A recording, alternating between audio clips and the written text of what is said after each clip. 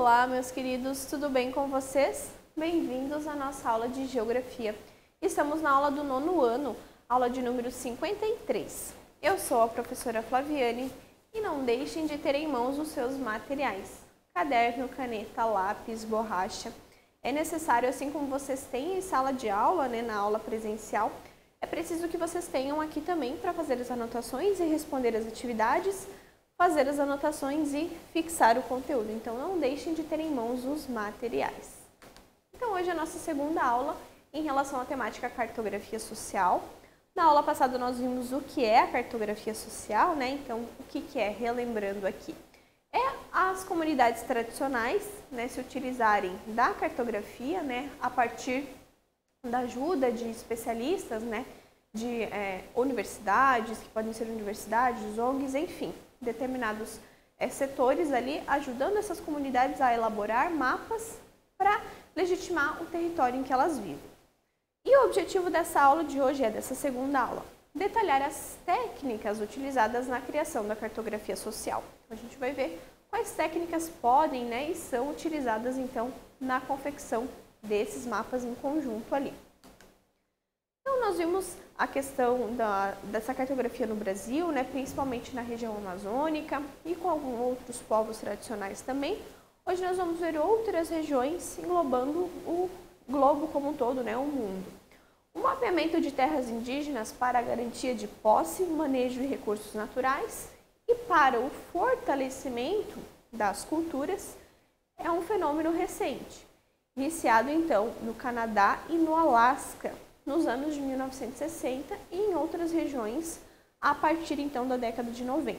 Então, os pioneiros em relação a essa questão da cartografia social foram então o Canadá e o Alasca, que se utilizaram então dessa cartografia com relação aos esquimós ali, foram os primeiros a utilizar dessa cartografia para mapear os seus territórios. Então, nada melhor que quem vive na região, quem tem o conhecimento ali sobre aquele território para elaborar um mapa sobre ele. Então, Canadá e Alasca foram os pioneiros e a partir da década de 90, outros locais do mundo foram adotando também esse tipo de questão, esse tipo de uso da cartografia.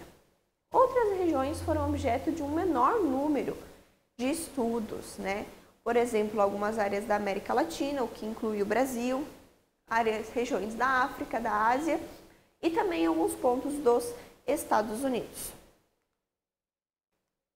Então, na África do Sul, um país ali do continente africano, experiências foram desenvolvidas em relação ali, à reconstrução da geografia histórica dos deslocamentos, Então, nós já vimos, em aulas anteriores ali em relação à África, esses deslocamentos africanos, que eles são feitos principalmente ali no interior, em busca de melhores condições, Então, essa cartografia social veio auxiliar, na reconstrução desses deslocamentos, Deslocamentos forçados, que aconteceram ali, no caso, na época do Apartheid, que foi um regime de segregação, entre brancos e negros, dentro ali, então, da África do Sul.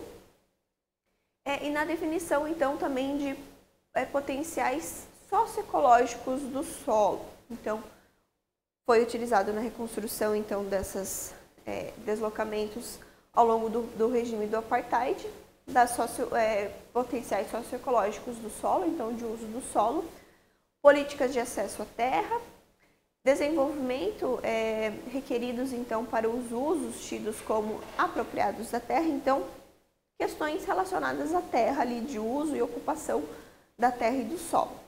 Em Moçambique, outro país ali do continente africano, os mapas fizeram parte de uma luta cadastral, onde recursos foram tornados visíveis, tendo em vista, então, assegurar as demandas locais. Então, a partir desses mapeamentos sociais, algumas regiões ali puderam colocar, espacializar, então, ali, questões relacionadas a recursos e as demandas ali.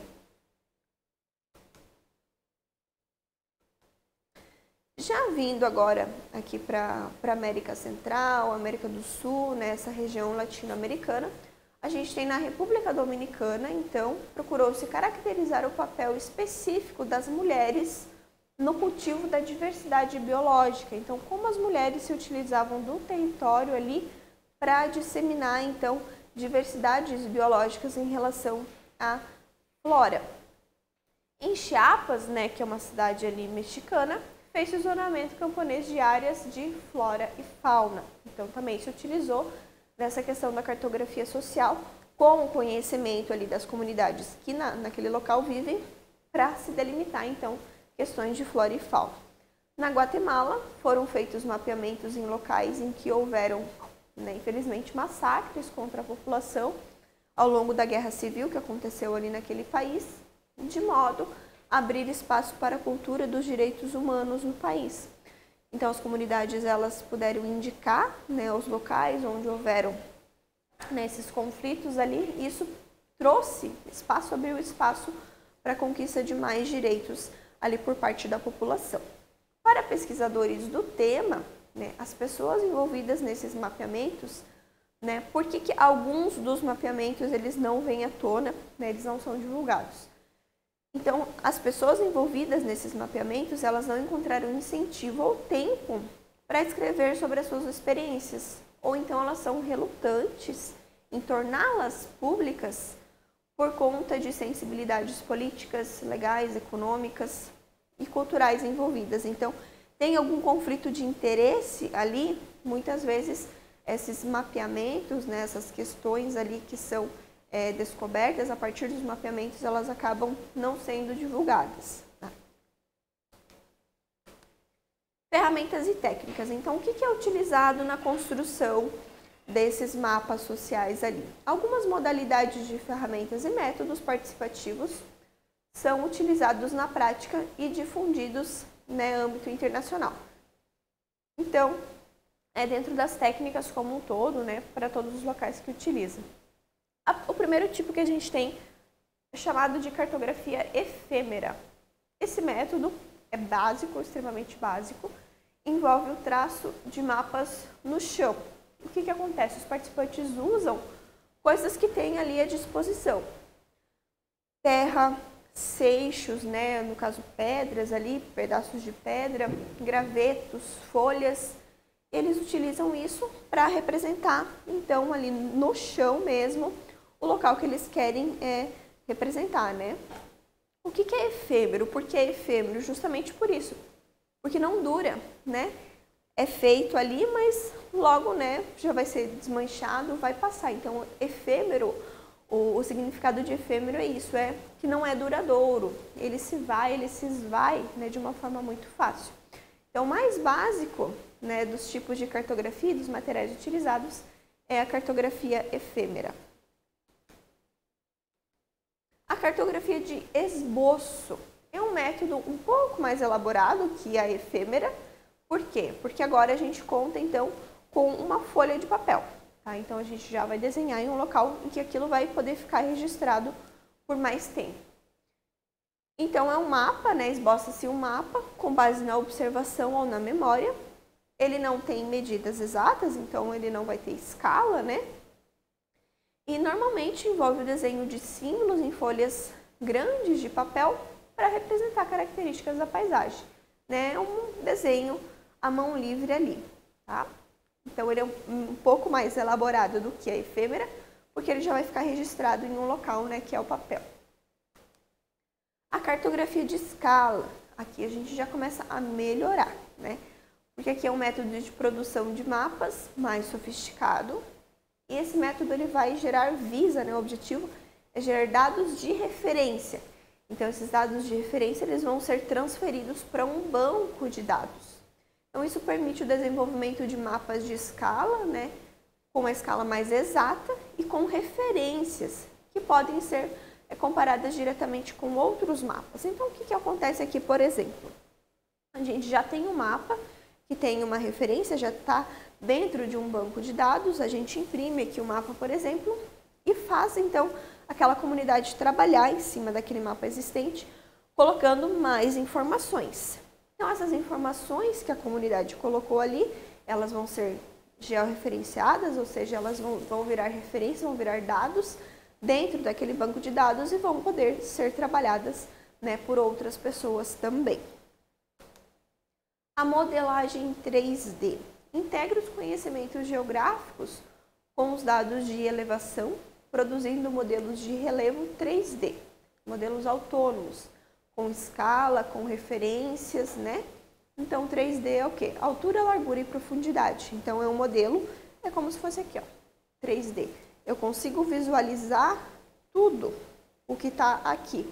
Não é apenas um mapa, né, em 2D ali, é projetar o globo, né, em um papel. Não, eu consigo movimentar e ver a dimensão, profundidade ali.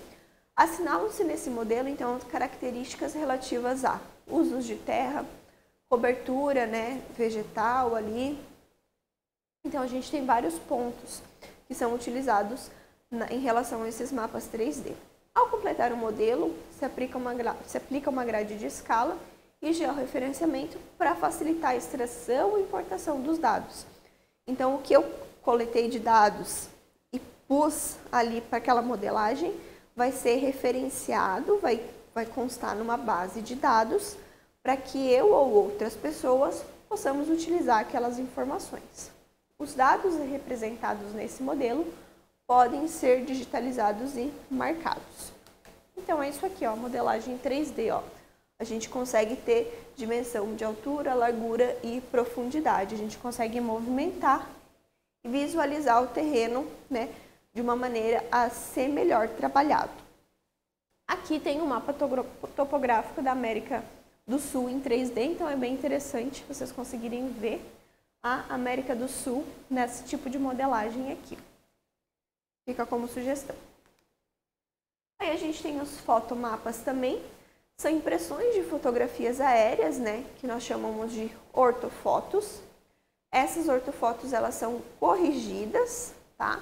E são, então, referenciadas. Então, é o quê? É pegar o avião, aqui, ó, a gente tem um avião que ele sobrevoa, né, um determinado local, e ele bate uma foto atrás da outra. E esse conjunto de fotos vai me dar, então, o resultado de um mapa. Os mapas de ortofoto constituem uma fonte de dados precisos, obtidos por sondagem remota, e podem ser, né, utilizados para projetos cartográficos comunitários de grande escala. Então, por que eles são bons de serem utilizados? Porque eles pegam realmente a região ali que eu quero trabalhar, tem um dimensionamento um pouco maior, e realmente eu trago a realidade para uma escala um pouco menor e é mais possível de ser trabalhado. Os membros da comunidade podem delinear o uso de terras e outras características, né, em transparência sobrepostas no fotomapa. Assim como eu comentei anteriormente, a gente utiliza então, ó, trazemos aquela região e eles mostram. Antes era maior, agora está menor, o nosso território vai daqui a aqui, então é trabalhado, né, é mais fácil de ser trabalhado ali. As informações colocadas nas transparências podem, então, ser digitalizadas e georreferenciadas, ou seja, então, a gente vai trabalhar aquele mapa, vai trazer mais informações e depois vai passar, então, essas informações que a comunidade me trouxe ali para um banco de dados que vai ser utilizado, então, por outras pessoas e que vai gerar, então, benefícios de volta ali para a comunidade.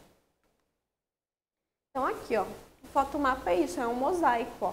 Então, são várias fotos que são tiradas, né, de cima, monta-se, então, a região aqui, ó, e que, por exemplo, a gente consegue trabalhar, ó, ponto 1, ponto 2, ponto 3. É assim que é trabalhado.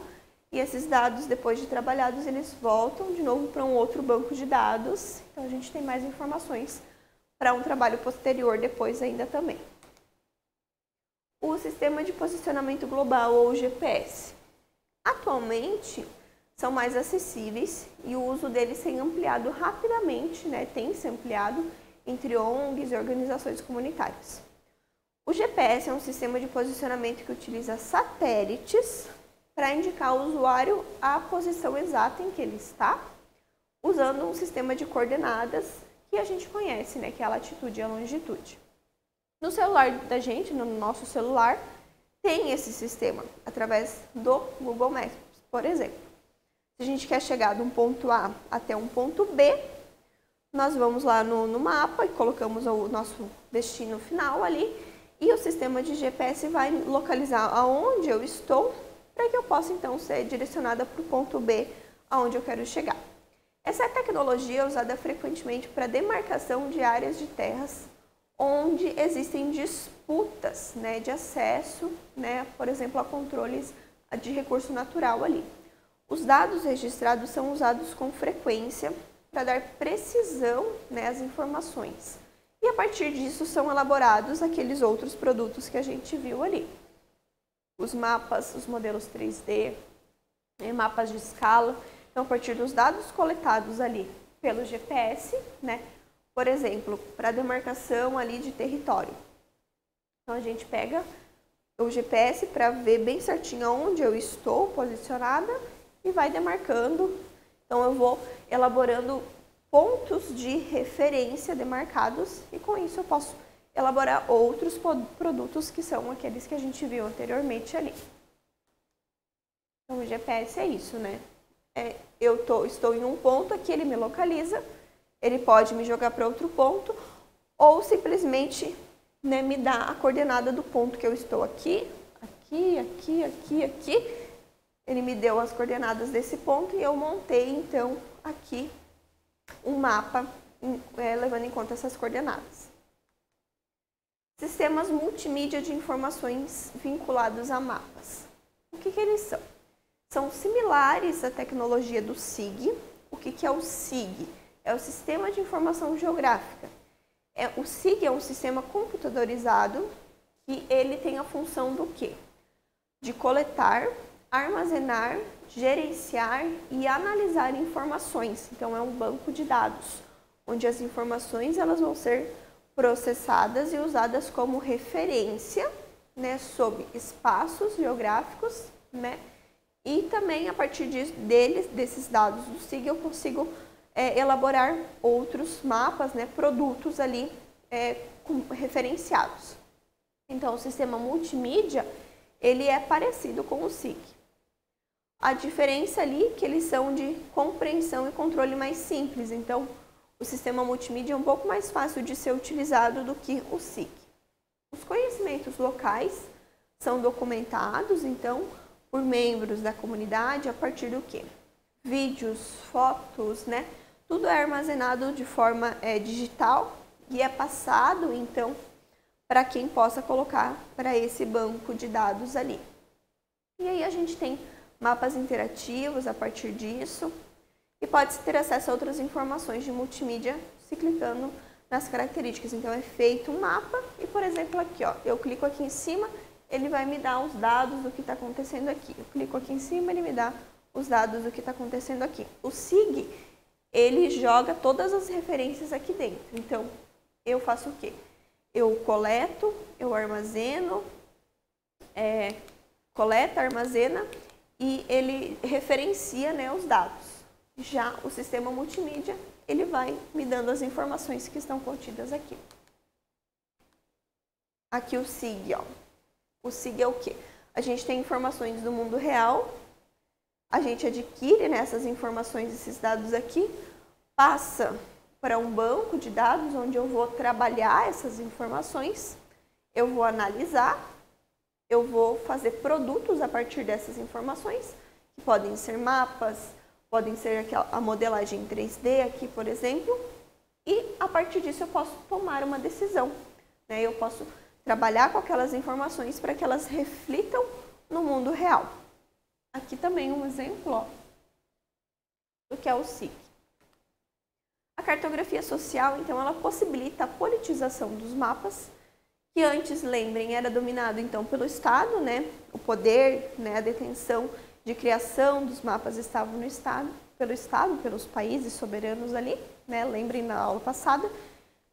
E com essa cartografia social, a gente traz as pessoas, a população, na confecção disso. A cartografia social apresenta-se como uma ferramenta importante na medida em que favorece a articulação entre saberes e conhecimentos a partir, né, de uma linguagem mais acessível, né, e representa também a realidade daquelas comunidades.